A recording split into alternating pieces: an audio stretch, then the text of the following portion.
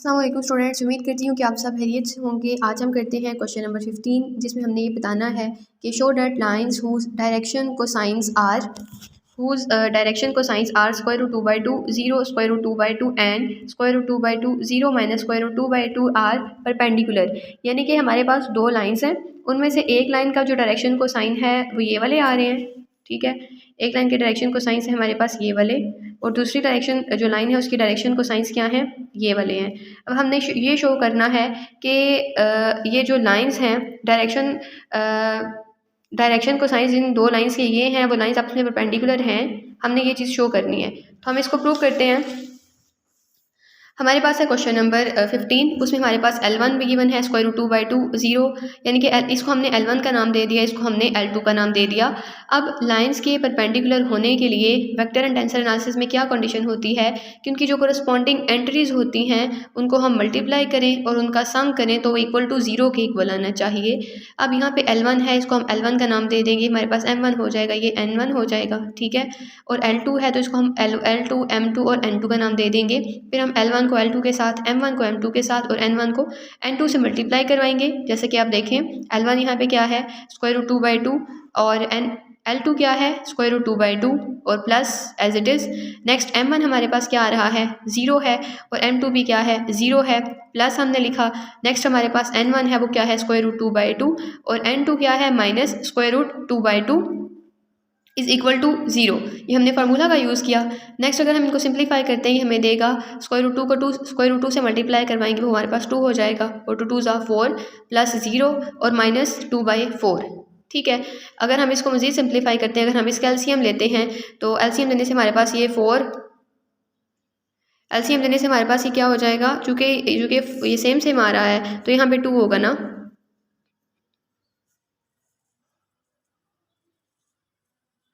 ठीक है, तो ये हमारे पास हो जाएगा 2 माइनस 2 इज इक्वल टू 0/4, तो ये हमें क्या दे देगा 0 दे देगा। तो यहाँ से हमें क्या पता चला कि लाइंस हमारे पास क्या हैं परपेंडिकुलर हैं। यानी कि अगर हमारे पास कोई सी दो लाइंस हैं, अगर उनके डायरेक्शन कोसाइंस जो हैं वो L1 और L2 जो कि हमारे पास गिवन वैल्यूज़ हैं, ये चीज़ें हों, तो हमारे पास जो उनकी लाइंस हैं वो आपस में क्या होंगी परपेंडिकुलर होंगी। नेक्स्ट आप देखिए, हमारे पास है क्वेश्चन नंबर 16, इसमें हमने क्या करना है find the angles between any of two diagonals of a cube. अब हमारे पास एक क्यूब है और हमने उसके कोई से भी दो डायगनल के दरमियान हमने एंगल फाइंड करना है। तो हम वो फाइंड करते हैं, हमने एक क्यूब जो है वो ड्रा कर लिया है। ठीक है, अब यहाँ पे हमारे पास एक्स एक्सिस है, तो एक्स एक्सिस में हमारे पास वाई और जेड दोनों 0 होंगे, तो हमने यहाँ पे ए के पॉइंट क्या बन गए हैं 0 0।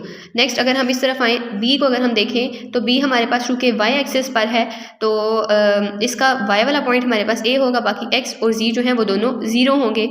नेक्स्ट अगर हम जेड एक्सिस की बात करते हैं तो उसमें हमारे पास चूँकि सी जो है वो जेड एक्सिस पर लाई करता है, तो इसमें जेड एक्सिस का पॉइंट मतलब इसमें जो के यूनिट वेक्टर है वो ए होगा, बाकी इसके दोनों पॉइंट्स क्या हो जाएंगे 0 हो जाएंगे। ठीक है, ये हमने सिंपल इसकी जो साइड्स हैं वो हमने इसकी बताई हैं। नेक्स्ट अगर हम इसकी दूसरी बात करें, अगर हम ए और बी के दरमियान कोई पॉइंट डी लेते हैं, जैसे कि आप ये देखें, तो अब ये देखें ये एक्स एक्सिस और वाई एक्सिस के दरमियान में लाई कर रहा है, मतलब एक्स वाई एक्सिस में लाई करता है ना ये। तो यहाँ पे हमारे पास ए और मतलब एक्स और वाई दो पॉइंट्स आएंगे, बाकी जी हमारे पास यहाँ पर क्या हो जाएगा 0 होगा। अगर हम पॉइंट ई की बात करें तो ये लाई करता है वाई जी प्लेन में, इसमें एक्स 0 होगा और वाई और जी के हमारे पास पॉइंट्स आ जाएंगे। नेक्स्ट अगर हम बात करते हैं पॉइंट एफ की, तो पॉइंट एफ चूँकि एक्स जी प्लेन में लाई करता है, तो इसमें चूँकि ये एक्स जी प्लेन में लाई करता है तो इसमें हमारे पास एक्स भी ए होगा, जी भी ए होगा और वाई हमारे पास क्या होगा 0 होगा।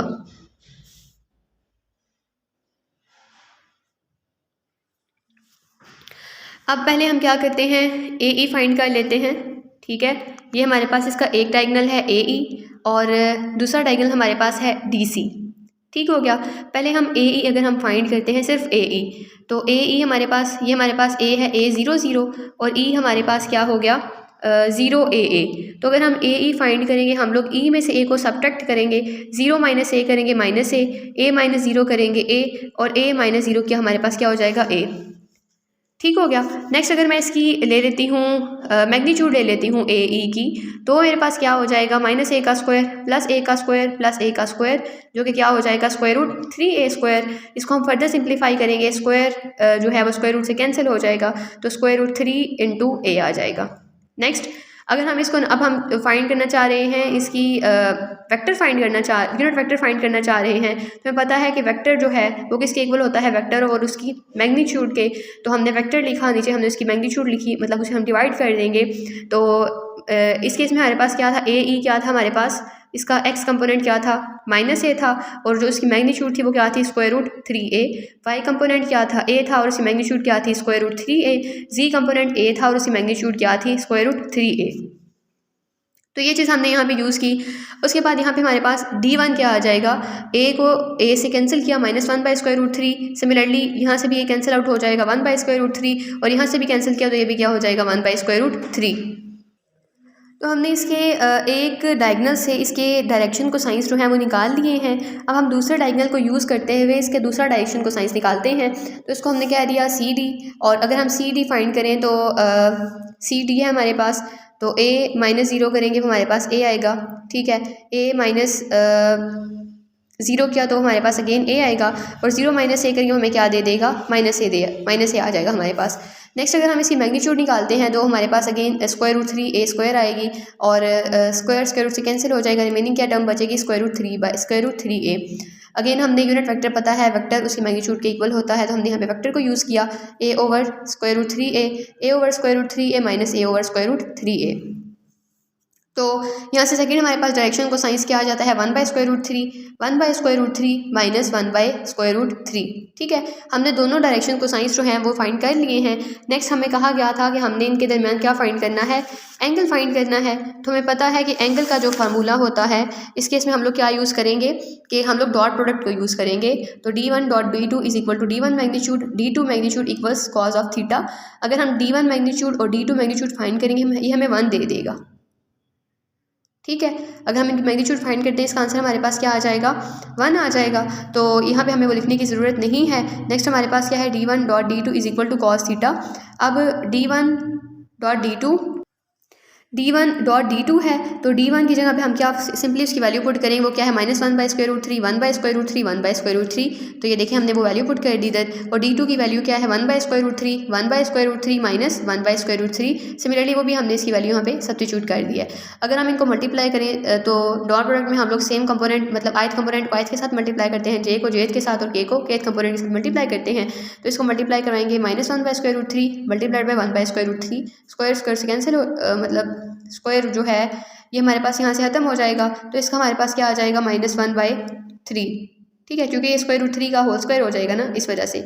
नेक्स्ट हमारे पास 1/√3 को हम लोग 1/√3 से मल्टीप्लाई करवाएंगे, ये भी इसका स्क्वायर बन जाएगा, तो स्क्वायर से कैंसिल, रिमेनिंग आ जाएगा 1/3, और इसको इससे मल्टीप्लाई करवाएंगे हो जाएगा -1/3। अब यहाँ से जो सेम टर्म्स हैं वो क्या हो रही हैं, कैंसिल आउट हो रही हैं, -1/3 + 1/3 ये यहाँ से कैंसिल, तो cos थीटा = -1/3। तो थीटा हमारे पास यहाँ पे क्या आ रहा है, cos इनवर्स -1/3।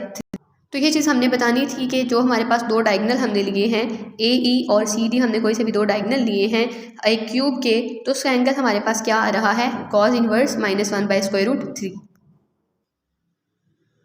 नेक्स्ट हमारे पास है question number 17। Points AB have coordinates 1 4 -1 -1 3 2 respectively, यानी कि दो हमारे पास पॉइंट्स हैं, उनके जो कोऑर्डिनेट्स हैं वो क्या हैं, ये हमारे पास 1 4 -1 और -1 3 2 रिस्पेक्टिवली। नेक्स्ट अगर हमारे पास if O is the origin, find the point P on OA produced which is such that the orthogonal projection of OP on OB is length of 9√14/7। तो ये हमारे पास क्वेश्चन नंबर 17 है। इसमें हमारे पास पॉइंट A जो है वो 1 4 -1 है, और पॉइंट B का जो कोऑर्डिनेट है वो क्या है, -1 3 2। फर्स्ट ऑफ ऑल हम इसे फाइंड करेंगे OB हमारे पास क्या आएगा, -1 3 2, चूँकि O हमारे पास ओरिजिन है, और O में से B अगर हम फाइंड करते हैं तो क्या हो जाएगा, -1 3 2। और अगर हम OB की मैग्नीट्यूड निकालते हैं तो 1 3 स्क्वायर 9 2 स्क्वायर 4, ये हमारे पास हो जाएगा √14। नेक्स्ट आपके पास अगर हम इसकी यूनिट वेक्टर निकालते हैं तो OB vector over OB vector की मैग्नीट्यूड, तो OB हमारे पास यहाँ पे क्या है, -1 डिवाइडेड बाय √14, 3 डिवाइडेड बाय √14 और 2 डिवाइडेड बाय √14। तो डायरेक्शन रेशियोज ऑफ OBR, जो OB की डायरेक्शन रेशियोज हैं वो क्या हमारे पास आ गई हैं, -1/√14, 3/√14 और 2/√14। नेक्स्ट हमने क्या करना है, ऑर्थोगोनल प्रोजेक्शन बतानी है OA की किस पर, पॉइंट B पर, ठीक है। तो इसके लिए हम क्या कहेंगे, जो कि उन्होंने ये भी कहा है हमारे पास पॉइंट्स जो हैं वो कोलिनियर हैं, तो कोलिनियर पॉइंट्स के लिए हम लोग इस तरीके से लिखेंगे O A is equal to lambda O P, यानी कि ओ ए जो है वो ओ पी का किसी मल्टीपल के इक्वल है। ठीक हो गया। तो ओ है हमारे पास वैल्यू इसकी क्या आ रही है, ओ ए की 1 4 -1, ये हमने यहाँ से लिखी है। ओ ए हमारे पास क्या हो जाएगा 1 4 -1 लैम्डा ओ पी, चूँकि पॉइंट पी हमारे पास नहीं है तो हम इसको लेट कर लेंगे, हमारे पास क्या है कि एक्स वाई जी है।